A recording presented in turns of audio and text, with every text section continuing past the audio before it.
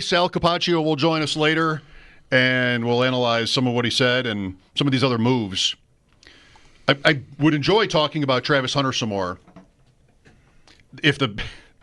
How would it even happen if the Bills got in position to draft him? Right. What's more fun? What would it take to trade up from 30 to 1? I'll hang up and listen. Well, I tried on that app, and I offered 2 full years of draft picks, and they said no. So, but it is, I don't either want to completely gloss over the Elam thing.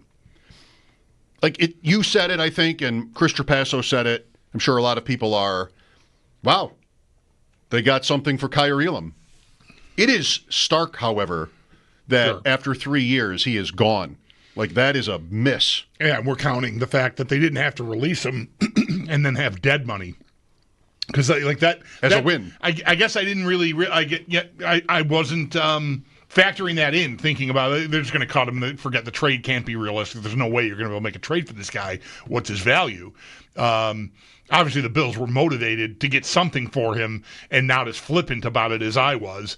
I didn't know that I was looking at $2.5 million of cap room, and that matters to a team like the Bills. It should matter to any team in the league that's trying to compete for a division and a conference and Super Bowls right now. So that's not nothing either. But no, it is stark. I mean, one person I follow equated the whole thing basically to you got a 7th round pick out of this. I mean, wow. Right? I mean, a 1st round pick, a guy you're expecting to be a starter for you and a candidate for a second contract eventually, and you're happy to walk away with what they walked away with is pretty stunning. I say the 7th because it's a swap of picks and it's whatever the formula spits out. But no, it's right. They moved up 1 round, but then and also got a 7th next year. That's the return. They gave away a pick, got a round earlier, and then the 7th next year. So, but the lead is, it isn't surprising that he'd be gone, but that's the lead, is that their 1st round pick from 2022 is, they gave him away. And it still is a position that is, it's really, they're right back where they were when they drafted him. Fortunately, they drafted both things. They're lucky and fortunate that Benford has turned into the player that he is. But, he's 3 years in and is due a top-of-market contract, I would say ASAP here.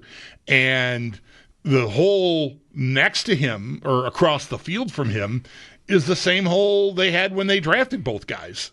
We went into that draft, and Bean even eventually, I think, after the pick, admitted how much he heard the chatter, and he didn't mention any names, but that he knew that fan base and media were talking about corner, and they did it, and here we are, 3 years down the road, and we're in the same spot. They really have it's the one spot they really have not addressed yet, and if that continues, and I don't think it will. I think they'll address it in some way, but I don't know that it'll be, like we were just talking with Chris, substantive enough to think, I don't need to prioritize drafting someone. Because I think that probably is still going to be called for. Unless they get their hands on Asante Samuel Jr., who's been a nice player in the league and will probably get a decent-sized contract. He's not due a top-of-the-market contract, I don't believe. Otherwise, I don't think the Bills would he wouldn't be someone I'd be thinking about for them. But maybe could be a suitable, young enough Douglas replacement that you'd feel like, okay, provided I can get Benford done, I signed this guy for 3 or 4 years, and I've got guys in their mid-20s as my starting corners moving forward. All right, I'm good. I need some depth. I'll fill that in as I go here with all these Saturday picks I've got, but it doesn't remain a priority. I think short of that, it's the priority right now, I think. And also, remember, the Bills traded up for Elam. 2 spots only, but they gave up a 4th round pick to Baltimore to move up. The Ravens at 25 picked Tyler Linderbaum, who's been their center. And with pick 130, hold on to your proverbial hats. Who is the player the Ravens drafted with the 4th round pick they got from the Bills in the Kaiir Elam draft trade? their punter, Jordan Stout, who has at least been their punter, but they used that pick on a punter.